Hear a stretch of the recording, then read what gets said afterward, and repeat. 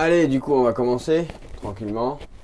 Salut, bonsoir, j'espère que tu es en forme ce soir. Et on se retrouve tout de suite pour traiter d'urgent et d'important. Alors, c'est moi-même qui ai posé la question, puisque j'ai pas eu de question aujourd'hui dans les posts. Il va falloir que je relance ça un petit peu, la dynamique de ce truc-là demain.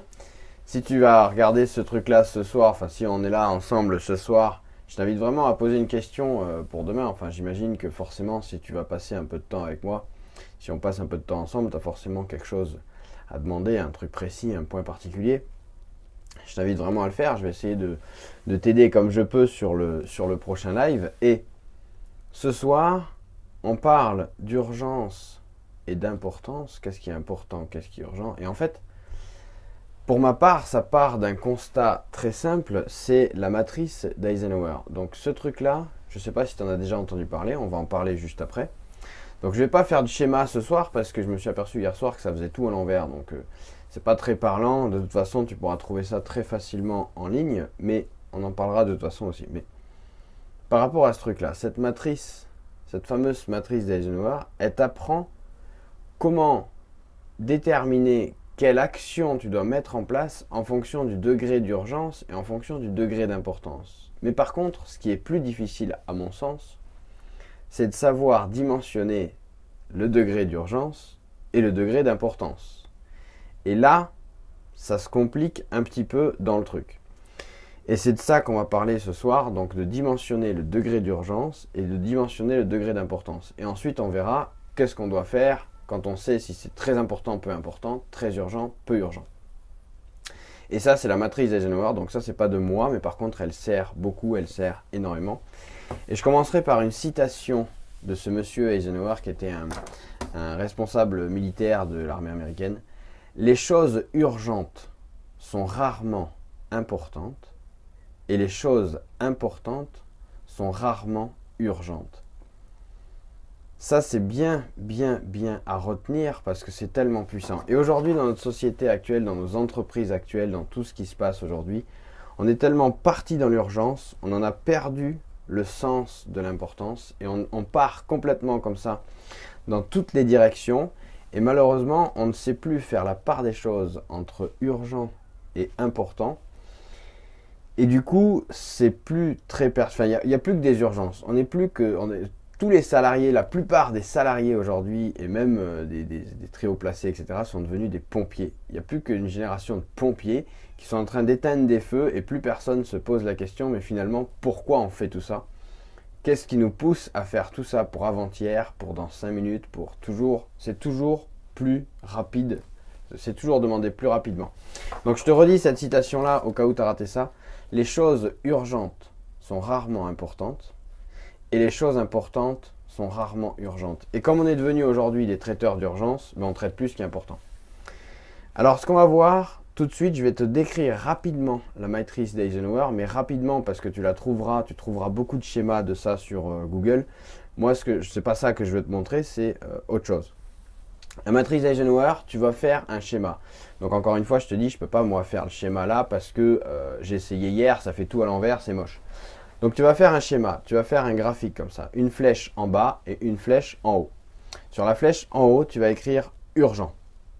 Sur la flèche en bas, tu vas écrire important. Et ça va décrire 4 cases.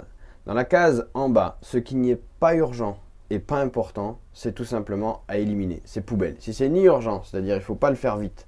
Tiens, on a la visite du chat. Tu vas peut-être l'entendre.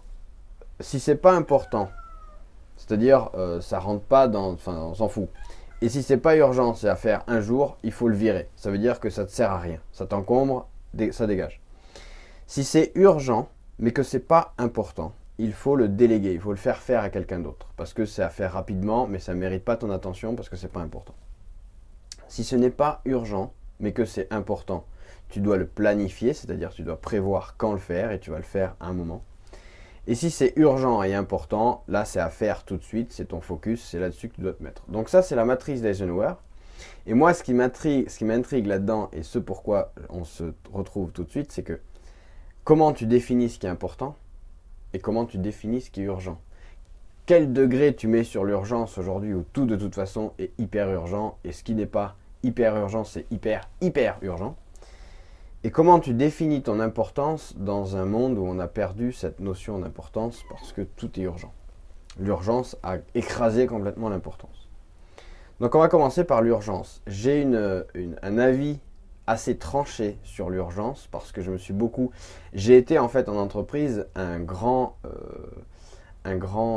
on va dire ça, un grand demandeur d'urgence, c'est-à-dire que je demandais tout aux autres pour avant-hier. J'ai encore cette tendance un petit peu impatiente aujourd'hui, j'essaye d'y travailler dessus, mais j'ai toujours eu cette tendance-là à demander tout pour avant-hier, il me faut tout de suite, et voilà, je suis comme ça. Mais j'essaye d'y travailler, et j'essaye d'y travailler par rapport notamment à ces deux trucs que je vais te montrer. L'urgence, selon moi, ça ne devrait être réservé aux urgences médicales quand il y a une vie en jeu, quand il y a des gens comme ça, des vies humaines, des choses comme ça en jeu. Là, maintenant, il y a un truc urgent. Tout le reste, c'est pas des urgences, c'est des choses à traiter en temps et en heure parce que tout peut être reporté. Il n'y a rien qui va... une urgence éventuellement qui va faire fermer une énorme entreprise et mettre 200 000 personnes sur le carreau, pourquoi pas, et encore, et encore. L'urgence, tant qu'il n'y a pas de vie humaine en jeu, c'est pas urgent. Bon, enfin de vie humaine ou d'intégrité d'un corps humain. Bon, on est d'accord. Maintenant, sur l'urgence, tu vas pouvoir travailler sur le court terme et tu vas tout simplement poser cette question-là. Quelle est la conséquence de l'inaction? On me soumet quelque chose d'urgent. Qu'est-ce qui se passe si je fais rien? Si je fais rien, il ne se passe pas grand-chose finalement, donc je vais rien faire. Et s'il ne se passe rien, il y a des conséquences qui sont d'ordre humain, d'ordre financier, d'ordre de retard, de ci, de ça, de ça. Donc là, je décide si c'est une urgence haute ou une urgence basse. Qu'est-ce qui se passe si je ne fais rien? Qu'est-ce qui se passe si je ne traite pas cette urgence-là? S'il ne se passe pas grand-chose, il faut vraiment avoir un œil très critique et très relatif à ce moment-là. Il faut vraiment avoir l'esprit tranquille parce que tu auras vite tendance à dire c'est la fin du monde parce que, je sais pas moi, parce que tu trouveras un exemple forcément qui va te venir. Et la deuxième chose, ça c'était le court terme, donc l'urgence de court terme qu'on te soumet, là on passe la porte. Et la deuxième chose que tu peux poser une fois que tu as relevé que cette urgence-là, tu dois la traiter, tout de suite, après chaque urgence que tu as eu à traiter, pose-toi la question. Pourquoi c'est devenu une urgence? Et alors là, c'est marrant, parce que cet exercice-là, très peu de gens le font parce qu'on ne se prend pas le temps de le faire. Pourquoi? Parce que dès qu'on a fini de traiter une urgence, bam, il y en a une autre qui tombe derrière. Alors que si tu te poses cette question-là sur le long terme, tu vas travailler sur toutes les urgences qui sont venues et les faire diminuer, et tu en auras de moins en moins, c'est obligatoire. Pourquoi c'est devenu une urgence? J'ai une statistique en tête, mais je ne vais pas te la dire parce que c'est ma propre interprétation. Mais dans beaucoup de cas, c'est devenu une urgence parce que quelqu'un d'autre l'a laissé pourrir sur son bureau, parce qu'il a traité lui aussi des urgences et des conneries et des machins. Il a procrastiné, il a laissé pourrir sur son bureau et ça revient chez toi parce que c'est une urgence.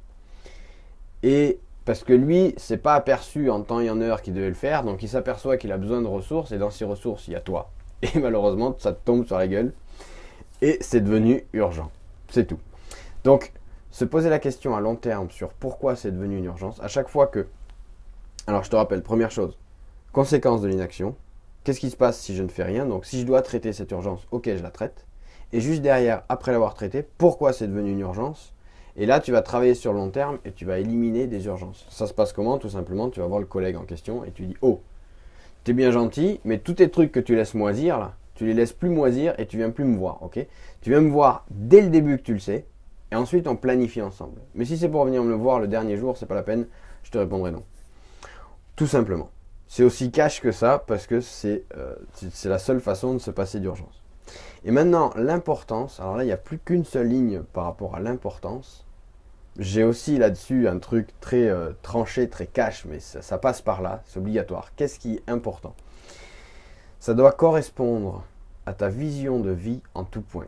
Alors déjà, il y a beaucoup de gens qui n'ont pas ça. Qu'est-ce que tu veux faire de ta vie? Qu'est-ce que tu veux devenir? Il y a une phrase assez choc que j'aime bien, que j'ai retenue, que j'aime bien, que j'essaye de garder en tête. Alors je ne sais même plus où j'ai chopé ça, mais c'est quelqu'un qui a dit « Qu'est-ce que tu veux voir écrit sur ta pierre tombale? Qu'est-ce que tu veux qu'on retienne de ton passage sur Terre ?» Et c'est ce truc-là, à chaque fois que on te propose quelque chose, si ça t'amène vers ce truc-là, c'est important. Si ça t'en éloigne ou si ça te fait vivoter juste, c'est pas important. Donc ce truc-là, c'est ta vision de vie. Qu'est-ce que tu veux qu'on retienne de ta vie?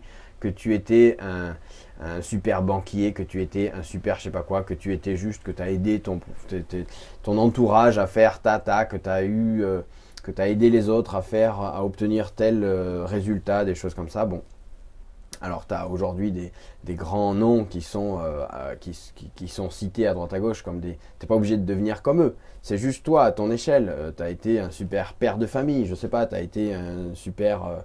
des choses comme ça, ok? Et chaque chose que tu veux qualifier en importance doit correspondre à ce rêve et doit te procurer du plaisir là tout de suite. Si ça ne te procure pas du plaisir et si ça ne te fait pas avancer vers ta vision de vie, c'est pas important. Et si ça te procure du plaisir et que ça te fait avancer, c'est important. Tout simplement une échelle à deux distances comme ça, enfin à deux entrées comme ça. Voilà. Donc j'espère que tu adhéreras à ma vision. C'est volontairement tranché parce que je pense, enfin c'est ma façon d'interpréter cette chose-là. La matrice d'Eisenhower, encore une fois, tu la trouveras sur Internet très facilement. Ça te permettra, une fois que tu auras déterminé si les choses sont peu urgentes ou très urgentes et si les choses sont peu importantes ou très importantes. Mais comment déterminer ce qui est urgent et important? Je t'invite à revoir ça tout simplement, à mûrir ça. Et je te rappelle encore une fois la citation parce qu'elle est très intéressante. La citation d'Eisenhower, les choses urgentes sont rarement importantes et les choses importantes sont rarement urgentes. Je te laisse là-dessus. Je te rappelle que chaque matin, tu as plus de 15 heures devant toi. Choisis tes priorités et n'oublie pas de poser ta question pour le live de demain.